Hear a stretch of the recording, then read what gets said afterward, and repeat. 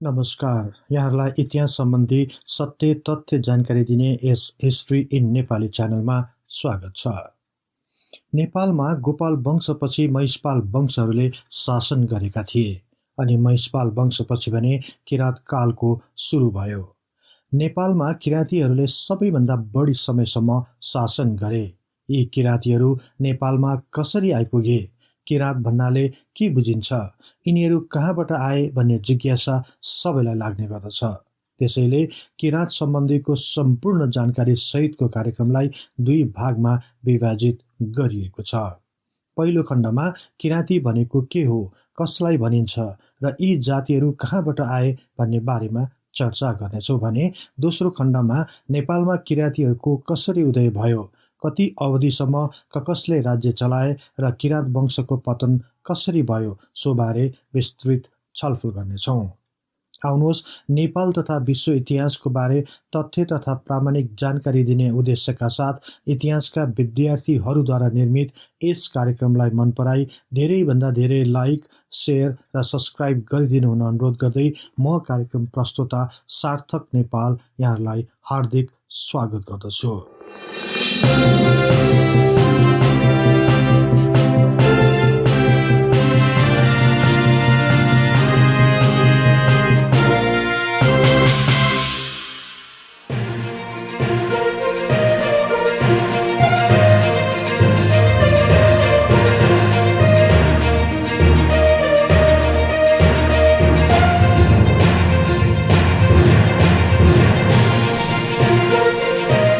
नेपालमा गोपाल महिषपाल पछि किराँतीहरूले राज्य चलाएका थिए भन्ने सन्दर्भमा सबै इतिहासकारहरू सहमत भएका छन्। गोपाल वंश र महिषपाल वंश जस्तै यसको पनि स्रोतहरू वंशवाली, पौराणिक तथा ऐतिहासिक ग्रन्थहरू नै भएकाले कतिपय विषयहरूको पूर्ण जानकारी आजसम्म पनि हुन सकिरहेको छैन। तर किराँत कालका उत्तरार्ध समयमा केही भर पर्दा स्रोतहरू पाइएकोले किराँतीहरूको इतिहास योभन्दा पहिलेको राजवंशको इतिहासभन्दा केही प्रामाणिक रहेको कुरालाई भने नकार्न सकिन्न। यति हुँदाहुँदै पनि किराँत भनेको के हो, किराँतहरू को हुन् भन्ने सन्दर्भमा भने इतिहासकारहरूको भिन्न भिन्न मत रहेको छ। सर्वप्रथम किराँत भन्ने शब्दको अर्थ के हो, अर्थात् किराँत भन्नाले के बुझिन्छ, यसबारे कुरा गरौँ। वास्तवमा किराँत भन्ने शब्दको अर्थ यही नै हो भनेर ठोकुवा गरेर भन्न सकिने अवस्था भने छैन, किनकि विभिन्न वंशावली, पौराणिक, ऐतिहासिक ग्रन्थ तथा इतिहासकारहरूको खोजलाई आधार मान्ने हो भने पनि यो शब्दको उत्पत्ति कुनै निश्चित बिन्दुबाट भएको पाइँदैन। कसैले किराँतलाई धर्मसँग जोडेका छन्, कसैले भूगोलसँग, कसैले जातिसँग वा भाषासँग जोडिएको पाइएको छ। तैपनि यसबारे के मान्यता रहिआएको छ त, यसबारे चर्चा गरौँ है त। विश्वका विभिन्न ग्रन्थहरूमा किराँत शब्दको प्रयोग भएको पाइन्छ, तर यो शब्द कुन भाषाबाट उद्धृत गरिएको हो भन्ने सन्दर्भमा भने एकै मत रहेको पाइँदैन। किराँतहरू प्राचीन जाति हुन् र मानव सभ्यताको थालनी भएपछि पनि यी जातिहरूले घुमन्ते जीवन जिउने गर्दथे। यसै कारण यी जातिहरूलाई संस्कृत भाषामा किराँत भनिएको भनाइ रहिआएको छ। संस्कृतमा यसको अर्थ वन, जङ्गल जस्ता प्रान्तहरूमा घुम्ने मानव समूह अर्थात् मानव जाति भनिएको छ। तर स्वामी प्रपन्नाचार्यको विचार भने केही फरक रहेको छ। उनका अनुसार किराँत शब्द संस्कृत शब्दको व्युत्पत्ति रूप हो, अर्थात् किराँत शब्द खास गरी दुई शब्दहरू किर र अत मिलेर बनेको हो, जसमा किर र अतको शाब्दिक अर्थ नेपालदेखि समुद्रसम्मको भूभाग भन्ने बुझिन्छ। तर किराँत शब्दको सन्दर्भमा भएको विभिन्न अर्थहरूप्रति भने असन्तोष व्यक्त गरेका छन्। जस्तै किर भनेको सुँगुर, अत भनेको मारेर खाने अर्थात् सुँगुर मारेर खाने जातिलाई किराँत भनिन्छ भन्ने तर्क कुनै पनि हालतमा नमिल्ने बताउँछन्। अर्का इतिहासकार विक्रमजित हसरथले भने भिन्न तर्क प्रस्तुत गरेका छन्। उनका अनुसार भूमध्य सागरीय क्षेत्रहरूमा प्रचलित मोबाइट भाषाबाट किराँत शब्दको विकास भएको हो। वास्तवमा मोबाइट भाषामा किल्ला, सहर अथवा बस्तीलाई किरियात भनिन्छ र पछि यही किरियात शब्दबाट किराँत शब्दको विकास भएको हो भनी उल्लेख गरेका छन्। माझ किराँत पुस्तकका लेखक ऋषिराम अर्जेलका अनुसार प्राचीन कालमा पहाडी अधिराज्यलाई किर भूमि वा किर प्रदेश भनिन्थ्यो। यही किर शब्दबाट किल र किलात हुँदै किराँत भएको भन्ने तर्क प्रस्तुत गर्दछन्। यस्तै प्राचीन किराँतहरूले छाडेका सम्पदाहरू नामक पुस्तकका लेखक रामचन्द्र राईका अनुसार किराँतहरूको धार्मिक ग्रन्थ मुन्दुममा काइलासो शब्दको प्रयोग भएको छ। वास्तवमा काइलासोको अर्थ कैलाश हो। यही काइलासोबाट काइलाती र काइलातीबाट किराँती भएको हो भन्ने तर्क अघि सार्दछन्। यस्तै राईहरूकै एक थरी बान्तवा राई भाषाका अनुसार किराँत भन्ने शब्दको विशेष अर्थ रहेको खुलेको छ। बान्तवा भाषामा कीको अर्थ लामो र रावाको अर्थ दाजुभाइ भन्ने बुझिन्छ।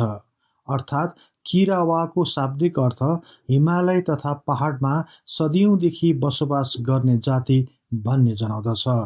यही किरावा शब्दबाट नै किराँत शब्दको विकास भएको हो भन्ने गरिन्छ। प्राध्यापक डाक्टर राजाराम सुवेदीले आफ्नो पुस्तक नेपालको तथ्य इतिहासमा भने किराँतीको सन्दर्भमा यस प्रकार व्याख्या गरेका छन्।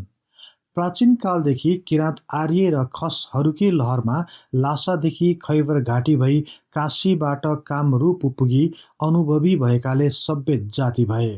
यसरी विभिन्न भूभागमा बसेर सभ्यताको विकास गरेको हुँदा यो जातिलाई किराँत भनिएको हो भनी लेखेका छन्।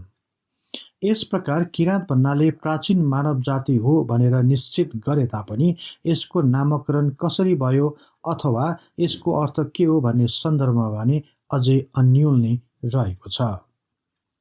अब अर्को प्रसङ्गमा जाउँ। वास्तवमा किराँतीहरू को हुन् त, अर्थात् उनीहरू कहाँबाट आए भन्ने सन्दर्भमा पनि एकै मत भएको पाइँदैन। विभिन्न पौराणिक, ऐतिहासिक धर्मग्रन्थ तथा इतिहासकारहरूले यस सम्बन्धी विभिन्न मतहरू प्रस्तुत गरेका छन्। प्रख्यात संस्कृत ग्रन्थ शब्द कल्पद्रुमका अनुसार किराँतीहरूलाई चतुर्वर्ण बाहिर गणना गरिएको जनाइएको छ। अर्थात् हिन्दू धर्मप्रति आस्था राख्ने सनातन धर्ममा मानव समुदायलाई 4 भागमा विभाजित गरिएको छ। ती 4 भागहरू क्रमशः ब्राह्मण, क्षत्रिय, वैश्य र शूद्र हुन्। तर सो ग्रन्थ अनुसार किराँतीहरू यी 4 समुदायभन्दा भिन्न हुन् भनी उल्लेख गरिएको छ। त्यसैले पनि कतिपय प्राचीन भारतीय लेखकहरूले किराँतहरू एक प्राचीन अनार्य जाति भएको र उनीहरूको बसोबास पूर्वी हिमालयको पर्वतीय राज्य भएको कुरा स्वीकार गर्दछन्। यही तर्कप्रति सहमत जनाइए जस्तै किराँतीहरू सनातन धर्मको मानव समुदायको वर्गीकरणभन्दा फरक रहेको कुरा किराँतको धार्मिक ग्रन्थ मुन्दुममा पनि उल्लेख गरिएको छ। मुन्दुम अनुसार किराँत समुदायलाई 3 भागमा विभाजित गरिएको छ। ती 3हरू क्रमशः खम्बुआन्सा अर्थात् खम्बोज, ताङवास अर्थात् मङ्गोल र मुनाफेन अर्थात् चिनिया हुन्। जसमध्ये खम्बुआन्सा अर्थात् खम्बोजहरू नै यस क्षेत्रमा सबैभन्दा पहिले आई बसोबास गरेका थिए।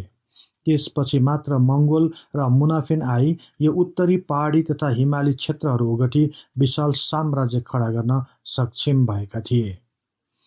त्यस्तै किराँतवेद मुन्दुमका ज्ञाता तथा लेखक इमानसिंह चेम्जोङले किराँतको बारे उल्लेख गर्दै लेख्छन्, किराँतहरू भोट बर्मेली भाषा बोल्ने मङ्गोलियन जातिहरूकै शाखा हुन्। तर किराँतहरूको पारम्परिक धर्मग्रन्थ मुन्दुमका अनुसार मनाफेनहाङ नामक किराँत राजा चीनको सिचुवानबाट तिब्बत आएको प्रसङ्गलाई प्रस्तुत गरेका छन्, जसबाट किराँतहरूको मूल चीन तिब्बतीहरू नै हुन् भन्ने अनुमान गरिएको पाइन्छ। तर के त्यसो भए किराँतीहरू मङ्गोलियन अर्थात् चिनिया हुन् त भन्ने प्रसङ्गमा धेरै विवाद रहँदै आएको छ। यही प्रसङ्गलाई कोट्याउने हो भने सन् 1962मा प्रकाशित भएको पुस्तक द ओरिजिन अफ रेसेसमा प्रस्तुत गरिएको मानव प्रजातिको विभाजनलाई पनि सामेल गराउन आवश्यक छ। सो पुस्तकका लेखक अमेरिकन मानवशास्त्री कार्लटन स्टिभन कुनले बडो विवादास्पद विषयको उठान गरेका थिए। उनका अनुसार विशेषताको आधारमा मानव प्रजातिलाई मुख्यतया 5 भागमा विभाजित गरिएको छ। तिनीहरू कौकेसोइड, कोङ्गोइड अथवा नेग्रोइड, क्यापवाइड, मङ्गोलोइड र अस्ट्रलोइड हुन्। यसैलाई आधार मान्ने हो भने किराँतीहरूको बनावट कार्लटन कुनको मानव प्रजातिको विभाजन अनुसार मङ्गोलोइडमा पर्दछ। यही भएर पनि हुन सक्छ किराँतीहरू मङ्गोलियन हुन् र मङ्गोलबाट आएका हुन् भन्ने तर्क राख्नेहरू धेरै इतिहासकार तथा लेखकहरू पनि छन्। सन् 1877मा प्रकाशित पुस्तक हिस्ट्री अफ नेपालका लेखक डेनियल राइटले पनि किराँतहरू मङ्गोल वंशकै हुन् भन्ने तर्क अघि सारेका छन्। फ्रान्सका इतिहासकार तथा पूर्वीय भाषा तथा संस्कृतिविद सिल्वा लेवीले रामायणको वर्णनलाई उद्धृत गर्दै किराँतीहरूलाई मङ्गोलियन मूलका चिनिया जातिकै शाखा रहेको विचार व्यक्त गरेका छन्। त्यस्तै भारतीय इतिहासकार तथा लेखक सुनीति कुमार च्याटर्जीले पनि किराँतहरू मङ्गोलियन नै हुन् भनी उल्लेख गरेका छन्।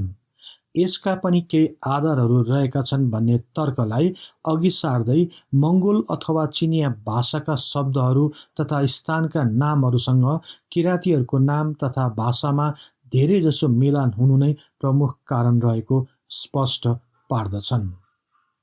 तर यो मतप्रति डाक्टर स्वामी प्रपन्नचार्य सिधै विमति राख्दछन्। उनका अनुसार विभिन्न इतिहासकारहरूले मुख्य धारको इतिहासलाई बङ्ग्याएको आरोप पनि लगाउँछन् र किराँतहरू मङ्गोलियन हुनै नसक्ने तर्क प्रस्तुत गर्दछन्। यसको पछाडि विभिन्न आधारहरू रहेको कुरालाई स्पष्ट पार्दै उनी भन्छन् किराँती र मङ्गोलियनहरू बीचको सामाजिक, सांस्कृतिक तथा परम्परागत रीतिरिवाजहरू तथा इष्ट देवताहरू एक अर्कामा नमिल्नु नै यसका प्रमुख आधार हो। यसरी विभिन्न तर्कहरूले किराँतीहरू को हुन् भन्ने खोजलाई अझै विशाल बनाएको छ। तर पनि किराँतहरू मङ्गोल हुन् कि होइनन् भन्ने प्रश्नको उत्तर भने भविष्यमा हुने अन्य अध्ययन तथा अनुसन्धानले अवश्य टुङ्गो लगाउने नै छ। किराँत सम्बन्धी अर्को महत्त्वपूर्ण सन्दर्भ के हो भने किराँतहरूको उद्गम स्थल कहाँ हो, अर्थात् किराँतीहरू कहाँबाट नेपाल आए, अथवा के किराँतीहरू नेपालकै प्राचीन समुदाय हुन् त भन्ने प्रश्नहरू पनि उत्तिकै टटकारो रहेको छ। यी प्रश्नहरूको उत्तर पनि त्यति सजिलै प्राप्त गर्न सकिँदैन, किनकि यसमा पनि विभिन्न मतान्तर रहिआएको छ। हिन्दू धर्मका विभिन्न पौराणिक ग्रन्थहरू जस्तै महाभारत, अथर्ववेद, यजुर्वेद, विष्णु पुराण, रामायण, भागवत पुराण, कौटिल्यको अर्थशास्त्र आदि अनेकौं प्राचीन ग्रन्थहरूमा किराँतहरूलाई नेपालकै आदिवासीको रूपमा मान्दै यी जातिहरू वीर लडाकु जातिको रूपमा उल्लेख गरेका छन्। महाभारतको सभा पर्वमा अर्जुनको किराँतीहरूसँग लडाईँको सन्दर्भ उल्लेख गरिएको छ। यही अध्यायमा किराँतहरूद्वारा युधिष्ठिरलाई पठाएको विभिन्न उपहारहरूको वर्णन गरिएको छ। त्यस्तै भाषा वंशावलीको साथै राइट वंशावलीमा 6औं किराँत राजा हुमतीको पालामा अर्जुनको किराँतेश्वर महादेवसँग युद्ध भई धनुर्धारी अर्जुनको युद्धकला र क्षमता देखेर महादेव स्तब्ध भएको वर्णन पाइन्छ। यही वंशावलीले दोस्रो किराँत राजा पविको शासनकालमा द्वापर युगको अन्त्य भई कलियुगको आरम्भ भएको उल्लेख गरेको छ। यसबाट पनि किराँतीहरू परापूर्व कालदेखि नै हिमाली तथा पहाडी क्षेत्रका बासिन्दाहरू हुन् भन्ने स्पष्ट पार्दछ। यसैलाई सही ठहराउँदै कालिदासको कुमार सम्भवमा किराँतीहरूलाई हिमालयका बासिन्दा हुन् भनिएको छ। यस्तै किराँत जातिको उत्पत्तिको सम्बन्धमा महाभारत ग्रन्थले अनौठो प्रसङ्ग उल्लेख गरेको छ। यस ग्रन्थ अनुसार गान्धीका छोरा विश्वामित्र ऋषिले वशिष्ठ ऋषिका नन्दनी गाई जबरजस्ती खोसेर लैजान लाग्दा नन्दनी गाईको शरीरबाट किराँत जातिहरू निस्केर उनको रक्षा गरेका थिए। त्यसैले यस जातिलाई प्राचीन कालदेखि नै वीर जातिको रूपमा उल्लेख गरिएको पाइन्छ। यसका साथै ऋग्वेदमा किराँतीहरू किराँत वेद मुन्दुमको मन्त्र उच्चारण गरेर युद्धमा जादुको प्रयोग गर्दथे भनेर प्रस्तुत गरिएको छ। कतिपयले किराँतहरूको उद्गम स्थल नेपाल तिब्बतको हिमाली तथा पहाडी क्षेत्र नभएको जनाउँदै किराँतीहरू अफ्रिकाबाट स्थानान्तर भएर आएका हुन् भनी ठानिएको छ। तर कतिपयले भने पर्सियाको उत्तरी मैदान, कसैले मिश्र र कसैले नेपालकै आदिवासी मानेका छन्।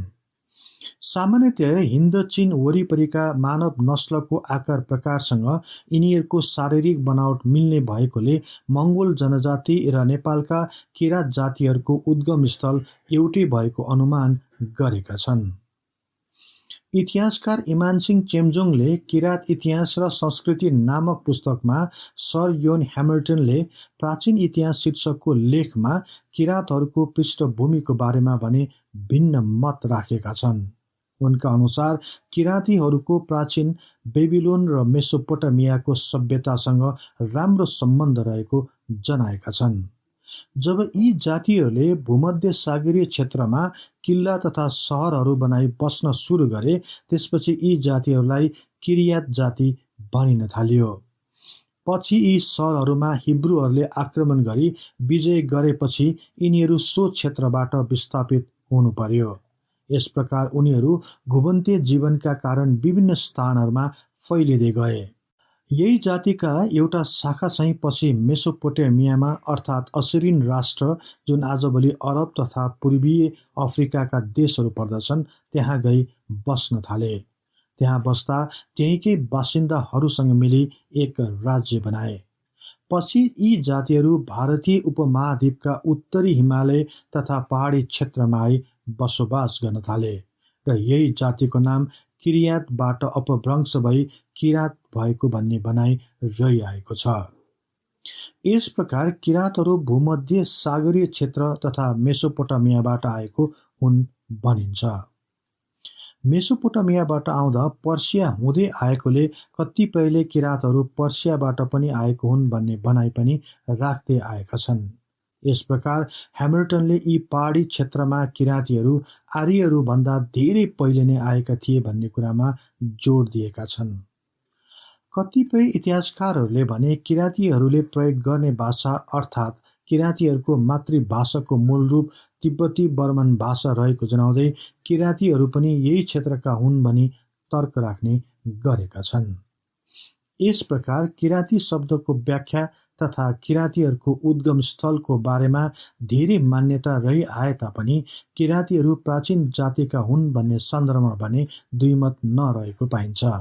यसका साथै बनावटको रूपमा मङ्गोलियनहरूसँग मिले पनि मङ्गोलियनहरू नै किराँतीहरूको पुर्खा नभएको र मङ्गोलियाबाट विस्थापित भई नेपाल पनि नआएको, बरु मङ्गोलिया र किराँतीहरूको पुर्खा र उद्गम स्थल भने एउटै रहेको भन्न सकिन्छ।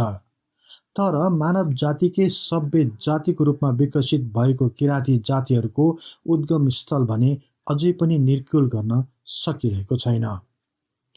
प्रस्तुत भएका विभिन्न ग्रन्थहरू तथा इतिहासकारहरूका तर्कलाई समेट्ने हो भने एउटा कुरामा भने निश्चित हुन सकिन्छ। त्यो के हो भने परापूर्व कालदेखि नै किराँतीहरू नेपालको पहाडी तथा हिमाली क्षेत्रहरूमा बसोबास गर्दै आइरहेको कुरालाई नकार्न सकिन्न। यसकारण तत्कालीन समयमा उपत्यका र वरिपरिको क्षेत्रलाई मात्र नेपाल मानिएको सन्दर्भमा किराँतीहरूलाई नेपालको पुरानो बासिन्दा नमानिएको हुन सक्छ। तर इतिहास राम्ररी केलाउने हो भने किराँतीहरू गोपाल वंशको आगमन हुनुभन्दा धेरै पहिलेदेखि नै वर्तमान नेपालको पहाडी तथा हिमाली क्षेत्रहरूमा बसोबास रहेको कुरालाई भने अस्वीकार गर्न सकिन्न। त्यसैले किराँतीहरू नेपालको अति नै प्राचीन समुदाय हुन् भन्ने कुरामा भने दुई मत नहुन सक्छ।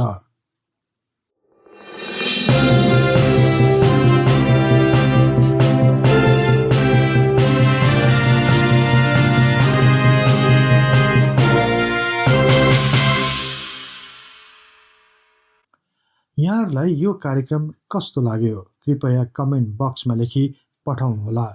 यस्तै तथ्य इतिहासको लागि हिस्ट्री इन नेपाली च्यानललाई सदैव सम्झनुहोस्।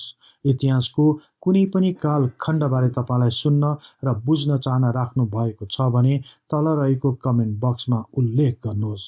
हामी सोबारे प्राथमिकताका साथ कार्यक्रम बनाउने नै छौँ। जाँदा जाँदै यस च्यानललाई लाइक, सेयर र सब्सक्राइब गर्दै बेल आइकनमा क्लिक गरी हाम्रो यो तथ्य इतिहासको बारे ज्ञान प्रसार गर्ने लक्ष्यलाई साथ दिनुहोस् भन्दै अर्को कार्यक्रममा फेरि भेट्ने बाचा गर्दै म सार्थक नेपाल बिदा हुन्छु। हवस् त, नमस्कार।